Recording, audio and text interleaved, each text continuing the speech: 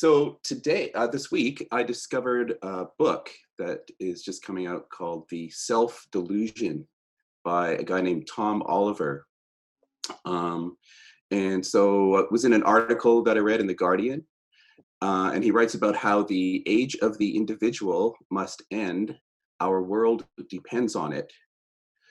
And he also says the cost of a culture focused on an illusory idea of personal autonomy are making us ill and heating our planet, but a new age may be dawning.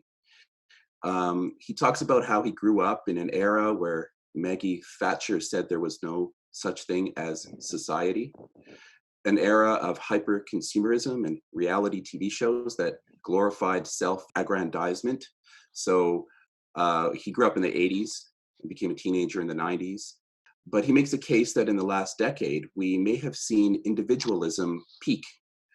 People are finding new value in being part of groups. And so I kind of agree with that. I think that we are kind of witnessing a turning point in many ways. And as I've often said, at times of great change, it's seemingly unrelated things collide. And I myself am observing those kinds of things happening, which indicates that there's a huge turning point, a huge shift in our near future. So I believe that in order to confront the problem of anthropomorphic global warming, the challenge we face is that we must rapidly evolve as a species in order to become globally self-aware. We will need to know what each other is doing, and we will need to act in coordination with each other as we enter the decarbonization era.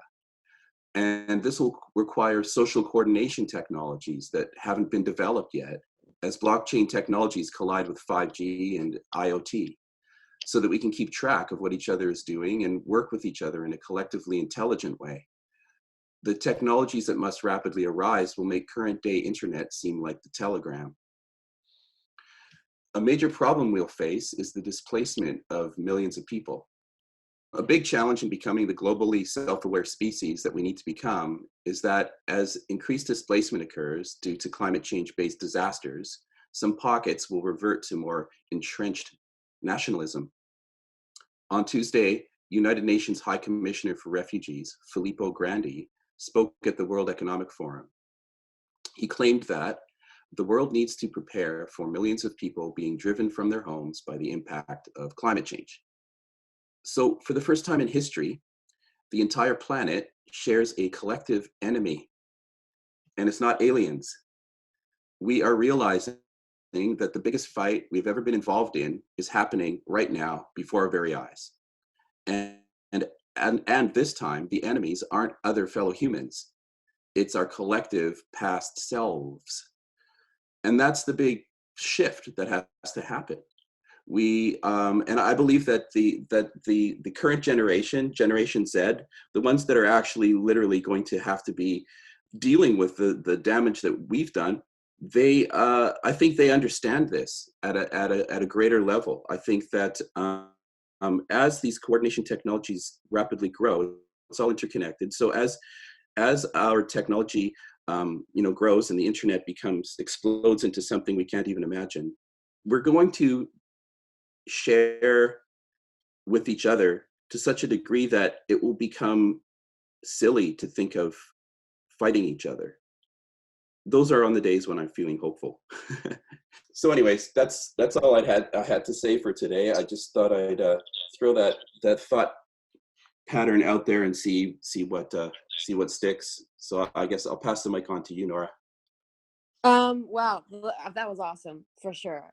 Thank you so much. I loved so much of what you said there, and it's amazing. Every week we just keep finding more and more stuff on the internet, blogs and projects and all sorts of things that really point to where the planet is headed. And I think also it can really give us a lot of context and background about what our chain is going to need to do with its with its blockchain, but also with its coordination technology, with its values, and just where the planet is going in general. So I think that's so highly relevant. But And I love when you said it will make the internet, the way we coordinate in the future will make the internet look like, I think you might have said a telegram or something. Um, so that was awesome. Okay, so uh, we are going to now introduce our guest who's going to talk about all of this and possibly more. Danny, who is with us, was referred to us by an our chain member on Discord, and his website is theearthparty.net. And he also shared with me that he created this interesting blueprint for mature civilization. So anyway, we're going to have Danny with us now to talk about his ideas. So thank you so much for joining us. Oh, thank you for inviting me on. Okay, well, the basic idea is that people who want to move forward in this world need some sort of a plan, because there have been many social movements in the past that they had a sort of ideal feeling. They had a feeling of what they wanted the world to be, but they didn't have an actual plan to get there. And so those movements kind of petered out and didn't really get anywhere. Or in some cases, maybe some people might have pieces of a vision, puzzle pieces related to specific areas, like maybe a specific economic idea or a specific piece of technology, or maybe some idea for how to make society a little bit better. And these are all good things, but they're just pieces of the puzzle.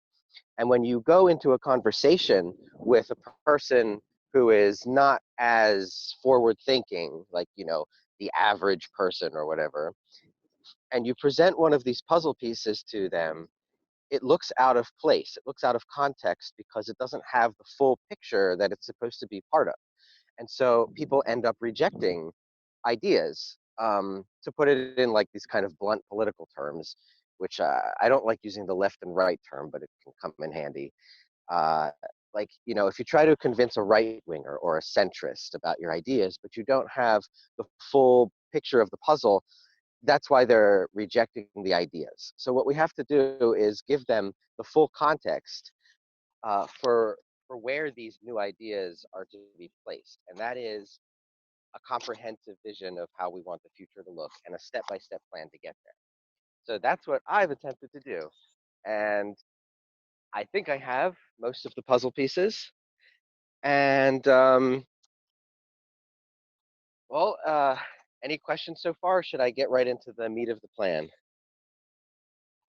One question I had was it last week? I can't even remember.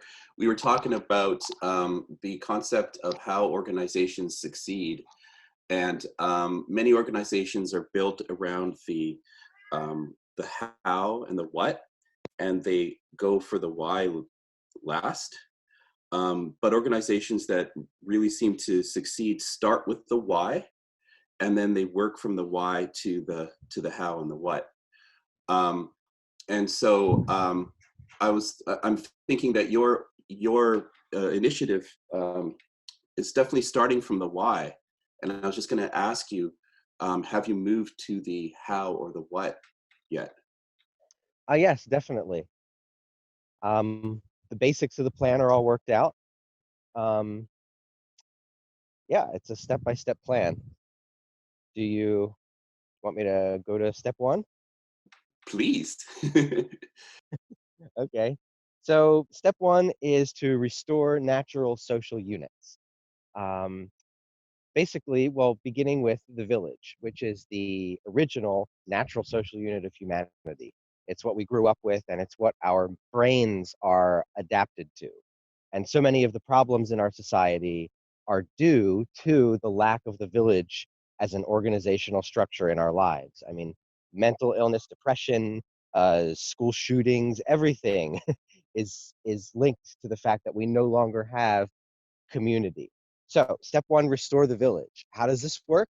Well, it's very simple. You go around to your neighbors, the closest few dozen to a couple hundred people around you physically, and you explain this plan to them, and you say, I'd like to establish this community as a village, and explain the reasons why, and establish a meeting point somewhere central to where all the houses are. Or if you live in an apartment building, then perhaps your apartment building can be the village, and maybe the rec room could be the meeting place.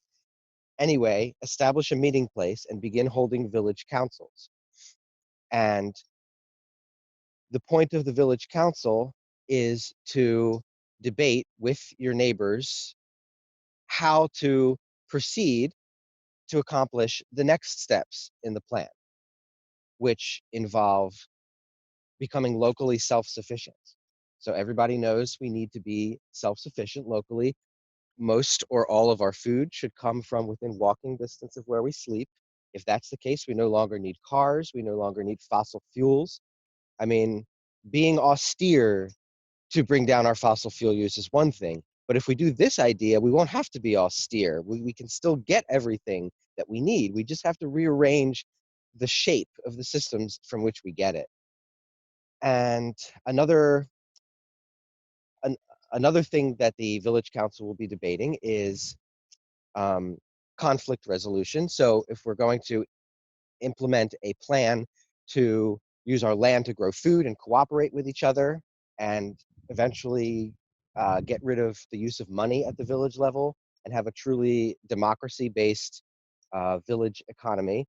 If we're going to do all this, well, we're going to need to be able to, cooperate with others. And so if there's any issues with people, there needs to be a conflict resolution system to work it out.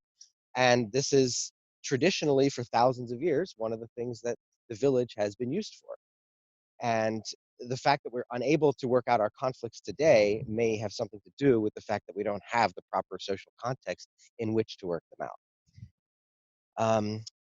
Another thing that the village will be doing is reviewing natural law, which is the moral foundation of our new system. That's an important component of it. Very few utopians or very few future designers even attempt to deal with the question of what constitutes morality, what constitutes law, where does the authority to create law come from? Can we even create law, or is law more like something that's discovered, like a science or a math?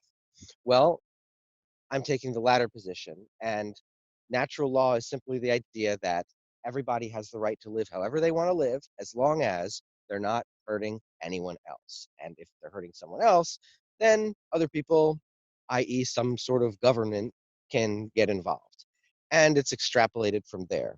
And we need to make sure that going forward, everybody understands this basic principle, and or else we could we could lead to some dangerous outcomes, like have been tried in the past with various movements that had a utopian vision. They didn't ground themselves in a true foundation of right and wrong. They didn't even establish what right and wrong meant, so it just came to mean whatever the leader wants.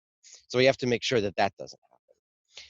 And the general shape of the whole thing is a planetary government. We need a planetary government in order to solve our existential crises, because the crises are planetary and planetary problems require planetary solutions.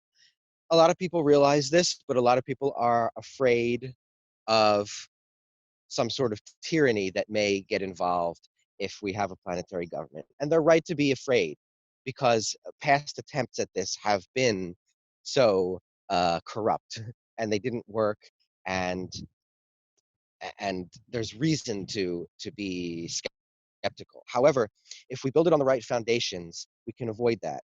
And we need to build it, because if we don't build it, then the corporations and the elites are just going to keep building one for us, and they're already building it. And the only way to head them off at the pass is to build one of our own, a planetary government of our own that's based on an actual constitution with checks and balances and democracy and actual systems for making sure that everyone's rights are respected.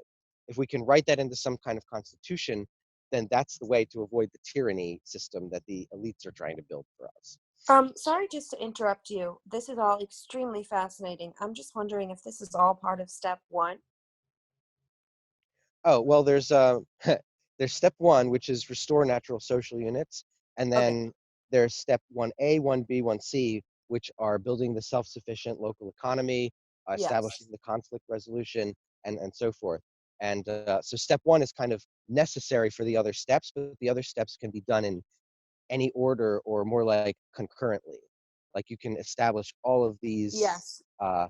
systems kind of at once, but they all Okay. require restoring the self. Okay. Maybe, well, sorry, just for an overarching view, how many steps does your blueprint have?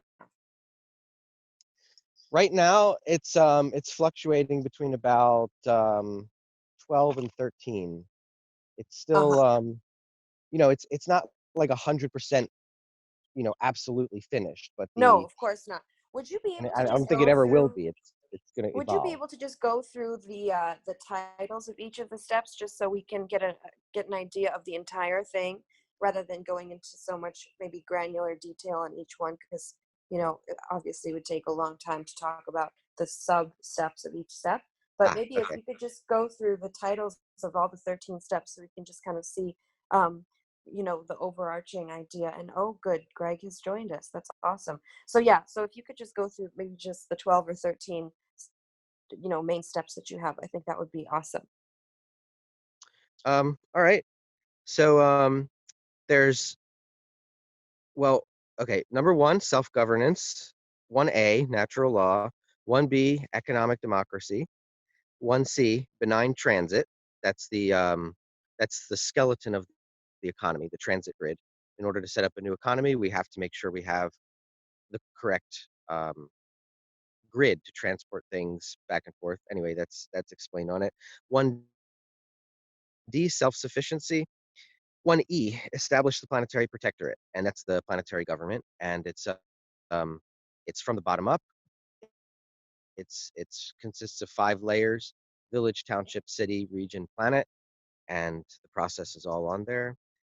2, 2A is sign the Imperial Deflation Treaty, which is a way to let out a lot of the pressure from the international geopolitical scene by allowing all the big countries to release their restive um, separatist regions all at once to avoid losing face and avoid upsetting the geopolitical power balance.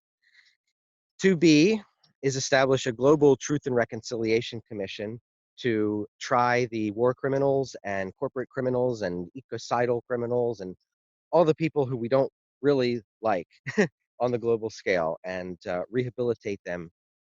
It'll be modeled on the South African version of truth and reconciliation. 2C is regain mastery over technology. We'll be establishing the Planetary Technological Commission, which will decide democratically what kinds of technologies will be allowed on this planet and what kinds won't. And right now, we're letting that question be decided by just a tiny handful of people in a tiny handful of rooms, and it shouldn't be decided that way. We should all get to vote on our technological future because there are many directions that technology can go in. It's not just one line that different people are on different places on that one line. It's many directions. It's 360 degrees worth of directions that our technology can go in. And the choice of what direction to follow should be democratic. And the next step is make the internet a public utility. The internet is the infrastructure of our society. Um, it's the infrastructure of how we communicate, how we debate things, debate ideas, and it needs to be treated as a public square. And everyone needs to have the right to speak and have access without some executives at tech companies making all the decisions in the dark without any democratic input. Let's see the next one. Phase 3. 3A is build the benign global economy, which is different from the local self-sufficient economy. We're going to have layered economies in order to be anti-fragile. So let's say the electricity goes out. You still have your local village economy and you can still eat, you can still get water, etc. But if we also build another layer on top of it, which is the global economy, then we can add efficiency and benefits of scale to the equation. And by keeping the village economy, we remain anti-fragile in case there's problems at the global one. So we'll have a dual layered economy. And 3B is convert to renewable energy. 3C, greening the deserts. pretty self-explanatory, I think. 3D, give land back to nature. The biggest way that nobody seems to be talking about that I'm aware of, the biggest way to free up land to give back to nature is to have a transit grid that is more logical. So the roads that we use now they were laid out and planned basically on a series of whims that have nothing to do with the real needs of the communities around them. And they're so wasteful.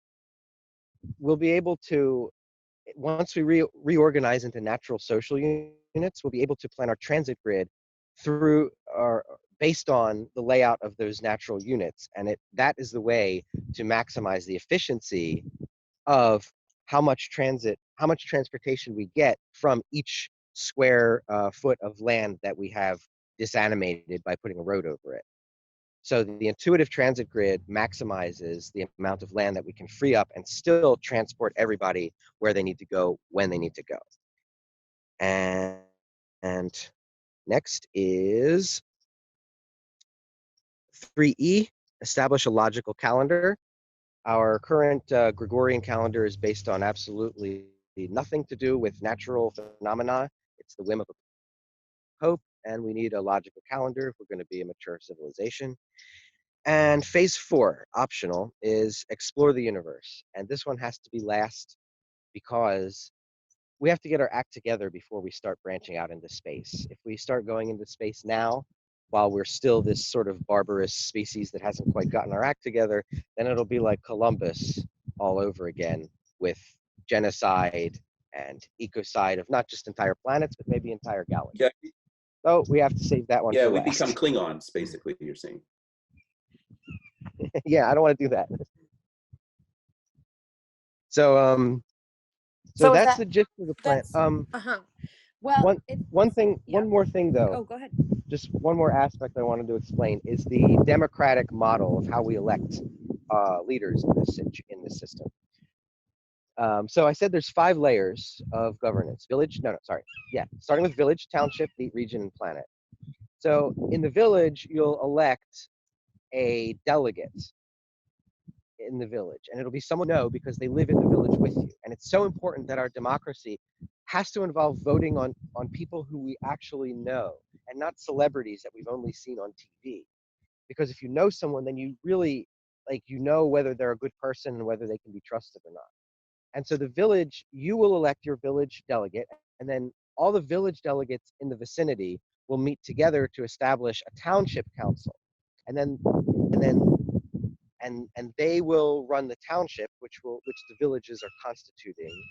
And then each township council elects a delegate to go on to form a city council. So it's this, and then region, and then planet. So it's a tiered system where everyone who's voting is voting on people who they know personally in their personal life, and we won't be subject to this idea that we have to vote like millions of people voting on one guy who none of us have met.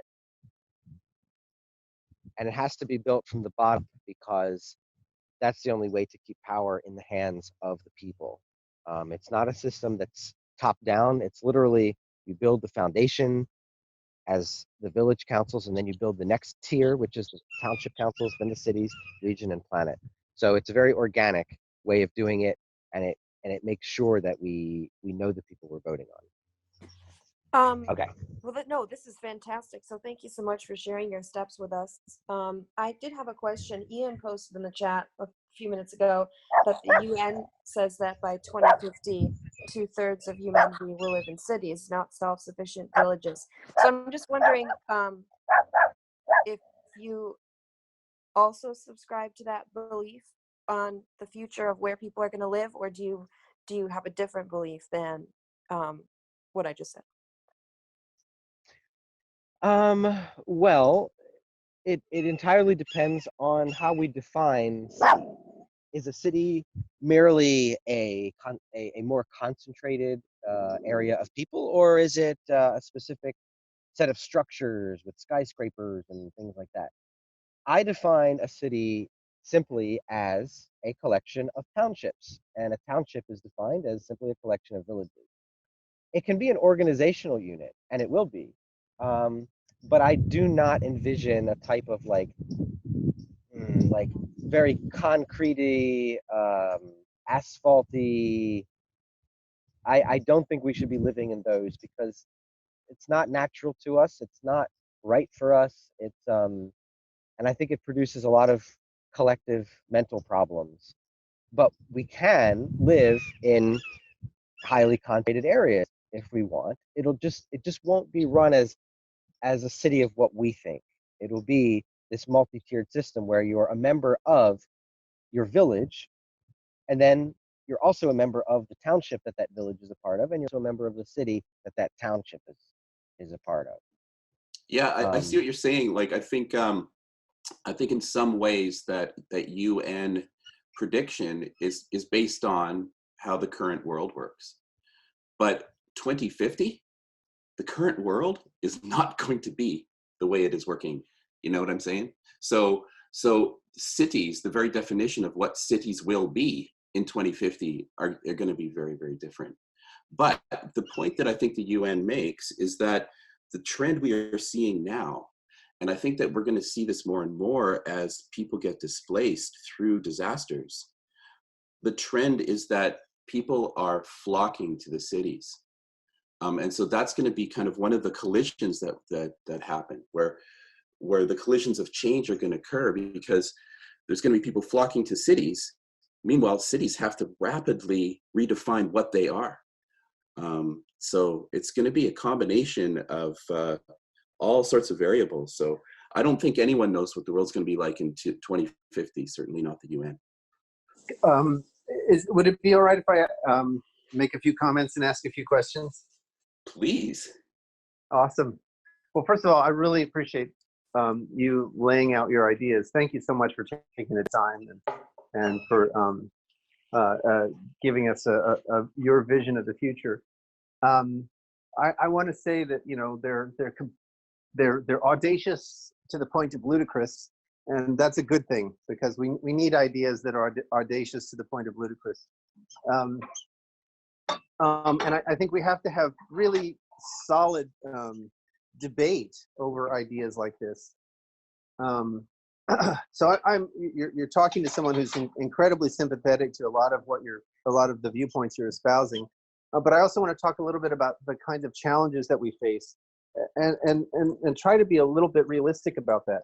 So I can talk about the reception of innovation, and what I can say is that by and large, even the experts in fields next door do not understand what people are doing, you know, in the very next door field.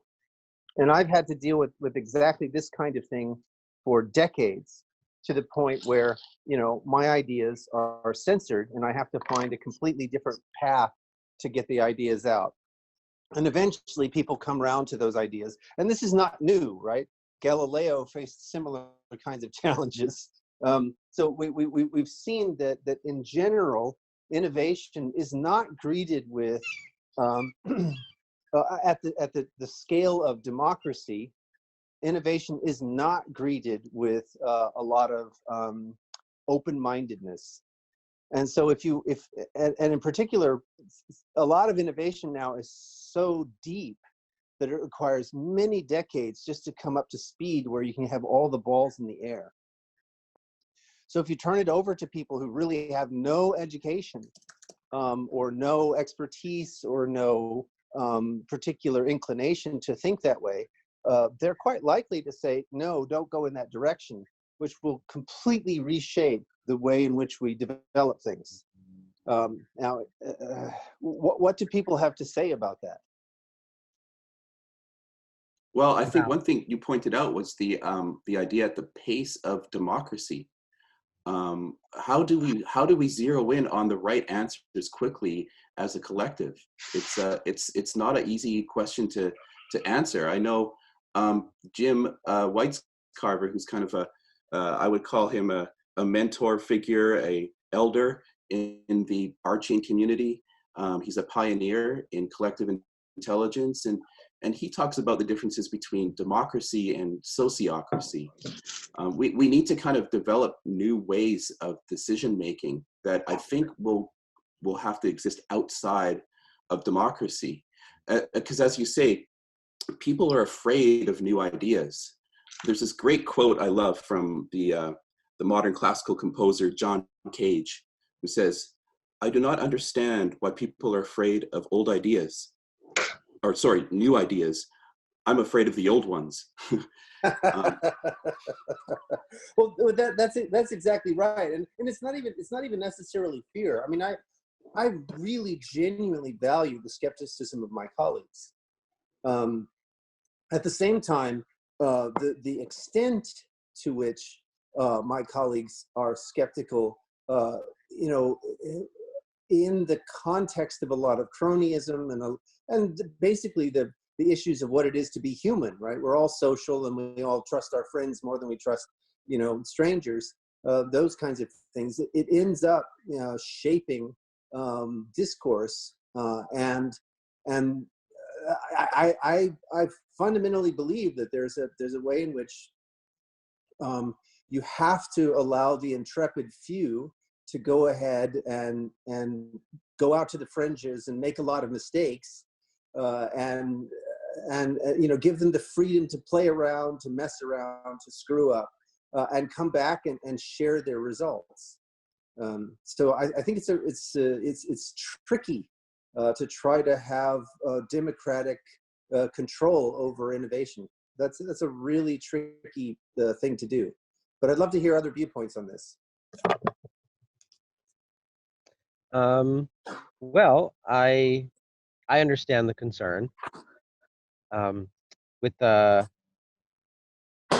there's also a very big danger of letting technology run amok without any oversight, and we are and the bigger it gets, the more powerful our technology gets, the less room there is for error. One mistake at a nuclear plant, is a lot worse than one mistake at a coal plant, and worse than one mistake at a wood stove. So the more advanced we get, the more necessary it is to make sure that there's some kind of oversight. Well, that's a really interesting point, but I think it also relates to your explore the galaxy point.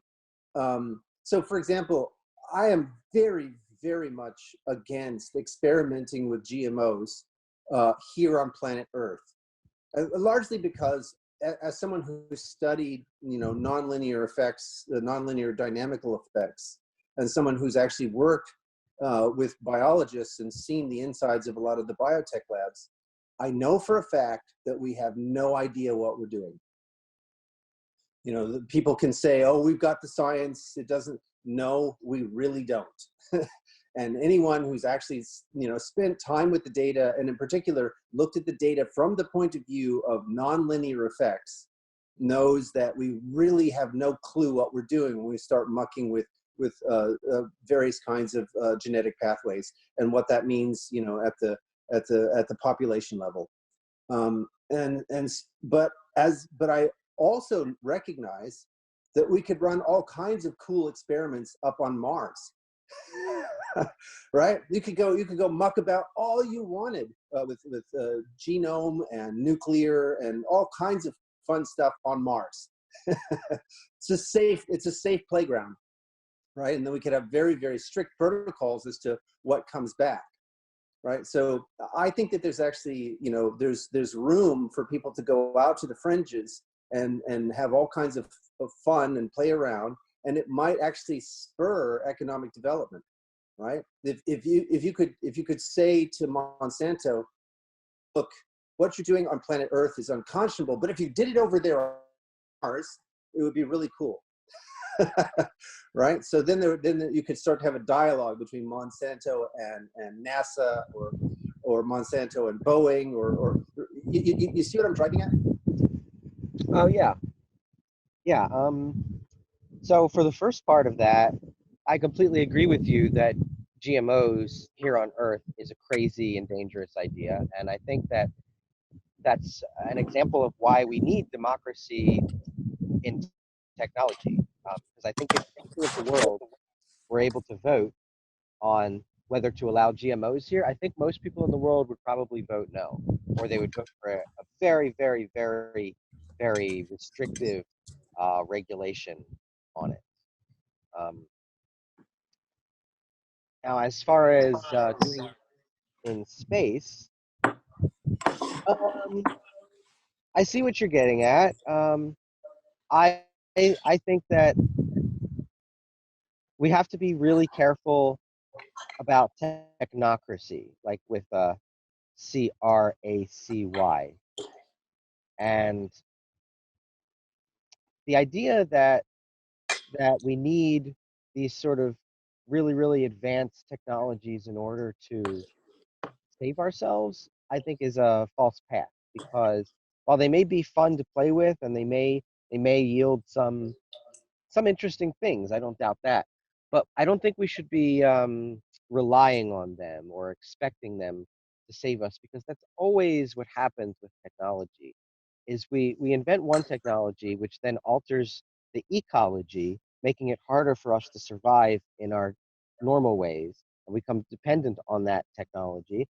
And then in order to fix that, we invent another technology, thinking that that technology is going to fix the problem, but then it just creates a new problem. And then we create a new one to fix that. And it's just this endless chain that kind of summarizes the past 5,000 years of our history. Um, so we just, I don't think that the big answers have are going to come from technological innovation. I think they're going to come from social and, for lack of a better word, so socio-spiritual. They'll come from us learning to cooperate with each other and to stop being so self self-centered in our decision making, learning to identify with a larger community beyond ourselves. Like, these are the lessons that our species has to learn. Like we're kind of here in a classroom to learn how to be more pro-social, and if we just try to fix or patch up all our problems with technology, then we're avoiding those lessons, and all we're really doing is kicking the can down the road. I would say, I would say that if we were confronted with a question, is it going to be a social spiritual movement, or is technology going to play a role? I think the answer to that would be yes, in that they both are intrinsically interwoven and require and need each other. We've been using technology since before we were human. So you can't really separate the technology from the human. And I do believe that we actually do require some massive technological innovation if we're going to solve this. I don't believe that the solution is going to come strictly from a socio-spiritual place, but I think we also absolutely need that. So I don't really see it as binary. I don't really see it as one versus the other. Oh, I wasn't saying it was binary. We definitely need technology. I mean, everything we do is technology. Even my plan is a form of technology. So yeah, it's not binary. I'm just saying that that some people have a tendency to like put an inordinate amount of expectation on technology to be the sole driver of bettering things, and that's Yes, exactly. So it gets back to, how do good organizations run? They begin with the why, and then the how and the what come from that. So you could look at the socio-spiritual being the why, and the technology being the how and the what. You could look at it like that, but again, it's even more interconnected than that. But yeah, I get what you're saying. Yep, that's exactly what I would say. Sorry, interrupted, but yeah, I also concur. A lot of the times I talk about it as spiritual technology. there's and it turns out that there's lots and lots of it, and there are all kinds of pockets all throughout civilization that are maintaining and deepening the spiritual technologies that can help us go after this kind of more harmonious sociological coordination. So I'm very much in sympathy with that point of view. But like Daryl, I think it's a it's a both and, not an either or. Oh, I just heard a beep. Sorry, so indication that we have a staff meeting in 10 minutes. Oh. One thing I love about your vision, Danny, is the kind of importance placed on the village, the personal. It has to start from actual physical meeting of people. I recently read that book Team Human by Douglas Rushkoff, and he definitely would concur with you when you talk on that level.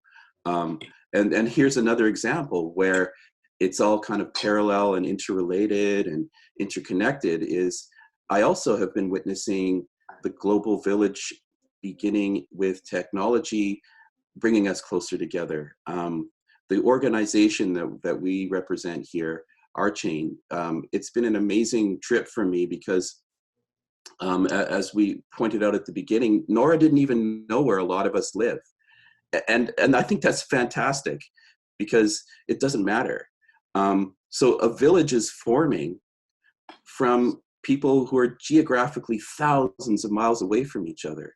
And the new video conferencing tools are just fantastic because I wish I could smell and touch you. Well, maybe I don't wish I could smell you. You might not wish you could smell me, but you know, it's pretty great to be able to see and hear, and we get a lot accomplished that way. So I also see villages forming in the more virtual space as well. That's something to look into. I think the geographic nature of the villages. I think geography. I think land does have to be a cornerstone because it's just it grounds it in the organic realm, so to speak.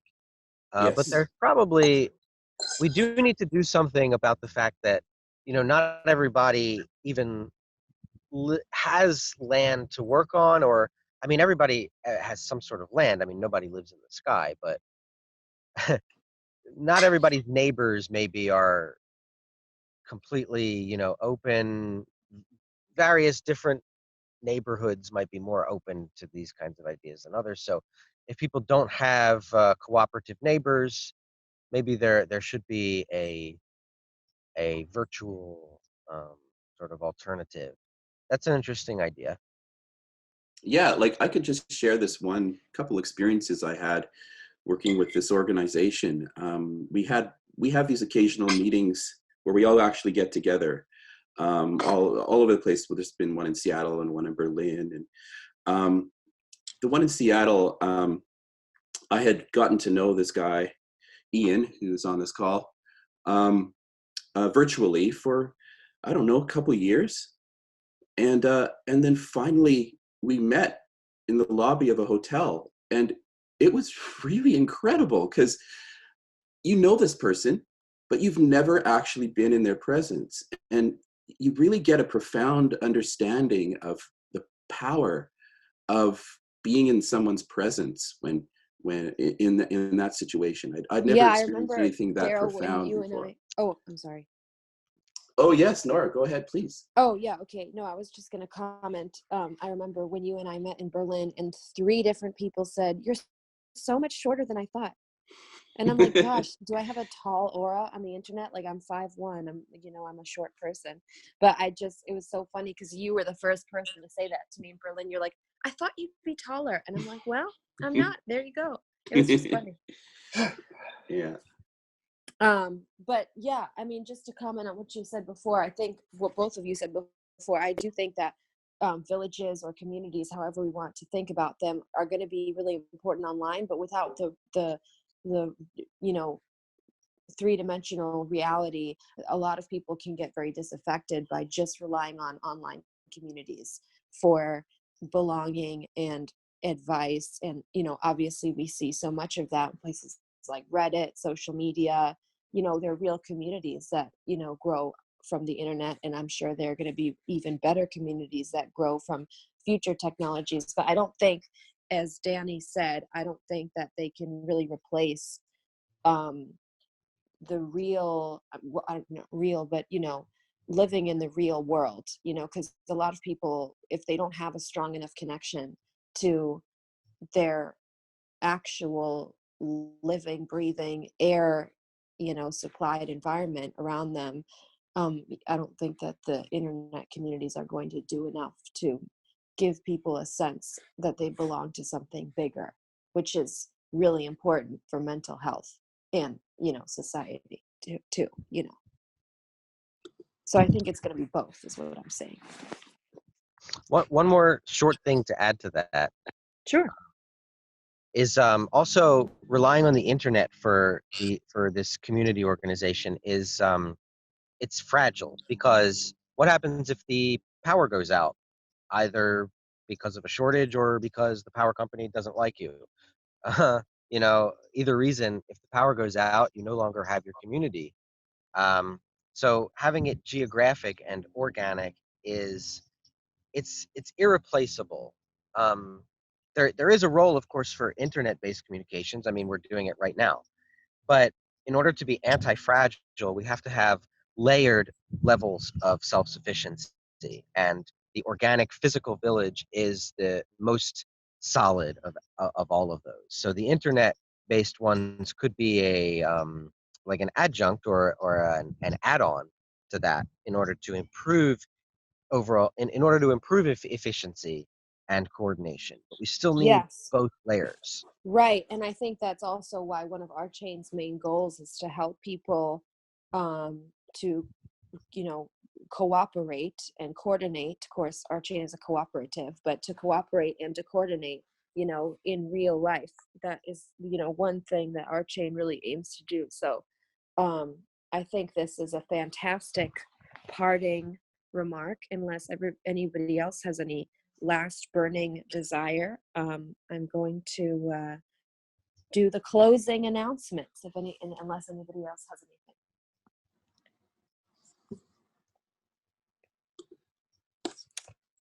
Sounds Okay, good, then. Nora.